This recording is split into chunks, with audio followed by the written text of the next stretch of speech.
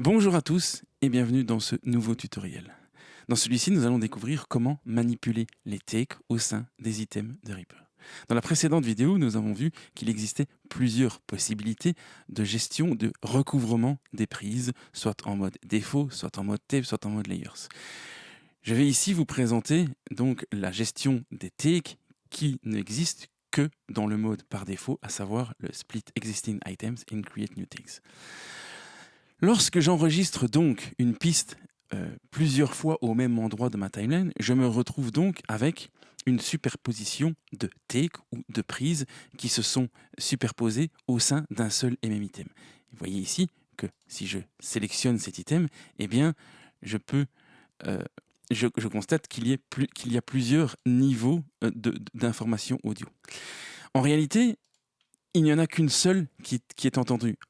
Donc, pour faire un petit résumé, dans cette ligne-ci, je compte de 1 à 4. Dans cette ligne-ci, je compte de 5 à 8, de 9 à 12 et de 15 à 16. Et donc, ici, vous voyez que la take la plus au-dessus est en surbrillance. Et donc, si je fais play, je ne vais entendre que la take ici au-dessus. 1, 2, 3, 4. Si je clique sur la ligne du bas, le même item me fait entendre maintenant la take inférieure. 5, 6, 7, 8, etc., etc. Je peux donc, par simple clic sur une case, j'ai envie de dire, sur un item, choisir la prise que je vais mettre en écoute dans mon arrangement. Cette technique me permet donc de faire une espèce de best-of, ce qu'on appelle un comping de plusieurs prises, afin de garder les meilleurs bouts de performance et de rendre ainsi la performance globale la plus optimale possible. Alors vous constatez ici que ma prise numéro 1 a été beaucoup plus longue que les suivantes. Et j'ai donc ici, dans les premiers et derniers items, eh bien, des cases qui sont vides. Ce qui indique donc que dans cet item, il y a eu en tout 4 passages d'enregistrement et que cet item en particulier n'a été concerné que par le premier passage et que dans les 3 autres passages, il n'a pas été concerné. Vous pouvez, si cette option ici est activée Allow Selecting Empty Lanes, eh bien, sélectionnez même les parties blanches au cas où cela vous serait utile de, par exemple, mettre en silence pour X ou Y raison une partie de l'item alors que vous avez quand même enregistré quelque chose dessus. Il est à noter également qu'il vous est possible de ne pas afficher les lignes vides en décochant cette action et donc comment se présentent les choses? Eh bien, on voit alors que les items ont une espèce de désymétrie ou d'asymétrie. On constate donc que chaque item n'affiche que le nombre réel de takes qu'il contient. Et donc, ici, nous n'avons plus d'alignement visuel entre les différentes prises. Alors, quel est le meilleur comportement?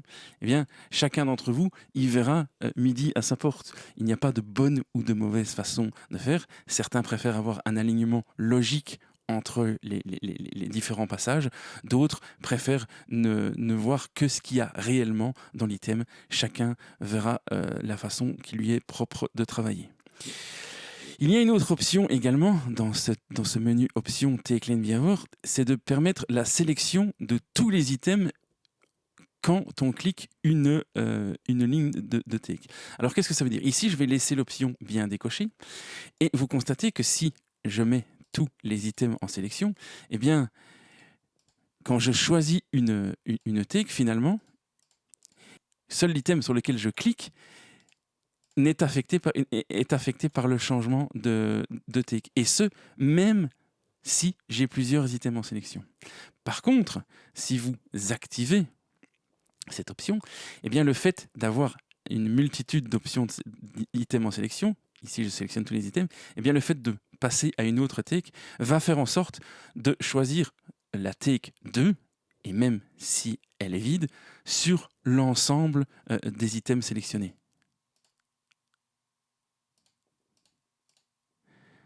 Alors bien entendu, ce genre de comportement dépend de l'action ici, Allow Selecting Empty Take Lane. Si je sélectionne par exemple l'option pour sélectionner de façon multiple, mais que la sélection par des cases vides est décochée, eh bien que se passe-t-il?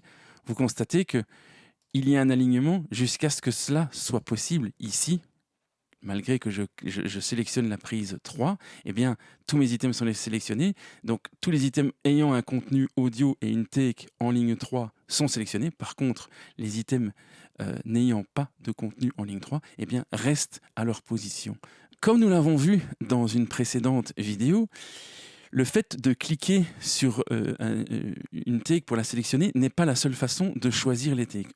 En effet, il y a deux autres options, deux autres actions que l'on retrouve dans le menu Item, Take, Next Take et Previous Take, qui sont les raccourcis clavier T et Shift T. En effet, lorsque vous choisissez un item, lorsque vous avez un item en sélection, eh bien, en appuyant sur T, vous permettez à l'item simplement de passer à la take suivante. Si je maintiens Shift T, il passe à la take précédente. Si j'ai plusieurs items en sélection, eh bien la logique est la même. Et dans le même ordre d'idée, la multisélection est affectée également par le Allow Selecting Empty Take Lanes. Vous voyez ici que comme je peux sélectionner des items vides, des takes vides, eh bien le fait d'appuyer sur T me sélectionne, et comme tous mes items sont en sélection, sélectionne chaque fois les lignes correspondantes. Vous voyez donc qu'avec ces trois options, vous avez déjà beaucoup de façons de gérer vos takes. Alors dans le menu Item, sous-menu Take, il y a d'autres actions. Par exemple, Delete Active Take. En effet, si je sélectionne cette take en particulier, dans cet item en particulier, je ne sélectionne donc bien que cet item, et que je me rends compte que finalement cette prise ne m'est pas utile, eh bien je peux aller solliciter l'action Item, Take, Delete Active Take. Action que bien entendu vous pourrez retrouver dans votre action list, Delete Take, Delete Active Take from Items ou Delete Active Take from Items Prompt to Confirm grâce au raccourci clavier CTRL-SHIFT-T. Exemple ici, CTRL-SHIFT-T, eh bien, il me demande si je veux bien supprimer la take de cet item. Je clique sur OK et vous voyez que ma take a bel et bien disparu. Un petit conseil dans les préférences, Media Item Left Click, l'option par défaut Alt Select Item Ignoring Grouping est, selon moi, peu pertinente et je vous invite, alors, si vous le souhaitez, à aller choisir l'action list et choisir l'action Delete Active Theme from Items Prompt to Confirm, ce qui vous permettra alors à l'avenir de pouvoir supprimer des prises simplement en maintenant la touche Alt et de cliquer sur votre prise en question. Ce qui, vous en conviendrez, est beaucoup plus pratique que de passer par un raccourci clavier ou le menu ici. Alors il y a d'autres options dans ce menu item, comme par exemple le fait de crop to active take, en d'autres termes, ne garder que la prise active. Ici, vous voyez donc que j'ai 4 takes. Si je mets celle-ci en activation, je sélectionne bien mon item, eh bien, si j'active l'action crop active take ou alt shift T, eh bien, que se passe-t-il ? Toutes les takes non sélectionnées ont été supprimées de l'item, me permettant de ne garder alors que la take que j'ai mise en choix. Si par exemple je fais un petit comping de la sorte, voilà qui est fait, que je sélectionne tous mes items et que je lance le raccourci clavier Alt-Shift-T, eh bien mon item se voit alors supprimé de toutes les takes et ne me garde que les prises que j'ai choisies. Dans ce menu, vous trouverez également la possibilité de dupliquer une take ou, plus intéressant, de lock to active take. En effet, si je sélectionne par exemple cet item et que j'active l'option take lock active theme, eh bien cet item est bloqué en clic de take et vous voyez donc que j'ai beau cliquer sur n'importe quelle des takes, eh bien elle reste bloquée sur celle-ci. Les autres items ne sont pas activés par cette option. Je peux donc toujours continuer à sélectionner au sein des items, mais cet item que j'ai mis en blocage, eh bien, il m'est alors impossible de changer par inadvertance. Il est à noter que le raccourci clavier T et Shift T permet toujours de faire un switch de take, et ce, malgré que l'item soit en blocage de clic. Autre action présente dans ce menu, eh bien, c'est le fait de pouvoir exploser toutes les prises sur de nouvelles pistes. Exemple, si je clique dessus, eh bien voilà, je me retrouve avec une nouvelle piste finalement par étage de take. Et inversement, je peux sélectionner plusieurs items présents sur des pistes séparées et aller dans le menu take et imploser les items sur différentes pistes dans des takes. Un point important qui est à soulever, parce que j'entends très souvent, c'est un argument qui est très souvent donné sur le forum, eh bien, c'est le fait que dans Reaper, lorsque des items sont groupés, le passage d'une take à l'autre ne se fait pas en symétrie. Pourtant, on va le prouver ici directement, si je groupe mes items à l'aide de la touche G, eh bien vous constatez que le fait de changer des pistes, des takes dans un item, change également les takes dans les items groupés. C'est une feature qui a été ajoutée depuis Reaper 5. C'est vrai que dans Reaper 3 et Reaper 4, ce n'était pas le cas. Et beaucoup de forumers sont restés bloqués sur cette idée que Reaper n'était pas pratique à ce niveau-là. À ce niveau, une option très intéressante qui est dans l'action list me semble primordiale à d'être activée. Elle fait partie des options SWS et elle s'appelle Toggle Autogroup Newly Recorded Items. Par défaut, elle est sur Off. Vous voyez que moi, je l'ai activée. Eh bien, qu'est-ce que ça implique?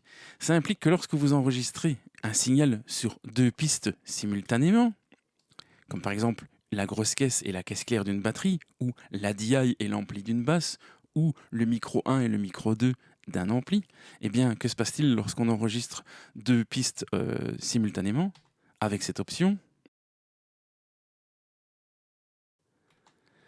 et que je refais une deuxième prise? Eh bien, vous constatez que les items se sont automatiquement groupés. Vous voyez qu'il y a ici le petit icône de groupement, ce qui me permet donc de les éditer ensemble quoi qu'il arrive, et il y a une certaine logique, vu que bien entendu ils étaient enregistrés ensemble, et donc on a tout intérêt à ce qu'ils restent parallèles, mais en plus, lorsqu'on choisit les différentes takes dans une piste, eh bien ce choix est répercuté sur la piste dont les items sont groupés. Alors bien entendu, dans un cas de figure comme celui-ci, vous constatez qu'il n'y a pas de coupure dans ma prise. Et bien entendu, libre à vous de réaliser vos propres scindements grâce à la touche S afin de créer des coupures dans l'item et de sélectionner alors les différentes parties d'item comme vous le souhaitez. Vous pouvez donc réaliser très rapidement et très instinctivement un best-of, comme je l'ai déjà dit, ou un comping de vos prises afin de garder les meilleurs phrasés et les meilleurs spots de chacune de vos prises. Dernier point concernant les takes, et ça c'est aussi quelque chose qui est assez peu connu dans le monde de Reaper, eh bien tout le monde, pour ainsi dire, tous les utilisateurs de Reaper connaissent bien cette fenêtre de Item Properties, et je ne vais sélectionner ici qu'un item, ce sera plus simple. Et dans cette propriété d'item, eh bien, nous avons la possibilité de changer finalement beaucoup de paramètres au sein de cet item. Eh bien, il faut savoir qu'une grosse partie de cette fenêtre agit sur les takes et non sur l'item. Et on le voit ici d'ailleurs dans le cadre, le take properties. Ce qui veut dire que si je change le volume ici, par exemple, de mon item, et que je clique sur Apply, vous constatez qu'il n'agit que sur la take que j'ai en sélection. Je peux donc avoir un ajustement de volume au sein de chaque take afin de pouvoir les comparer objectivement en cas de switch AB. Pareil pour la panoramique qui ne peut affecter qu'une seule des deux takes, le playback rate, le pitch, etc., etc. Cette vidéo est déjà maintenant bien trop longue. Je vous souhaite une bonne fin de journée. Amusez-vous bien, soyez créatifs. À la prochaine. Ciao.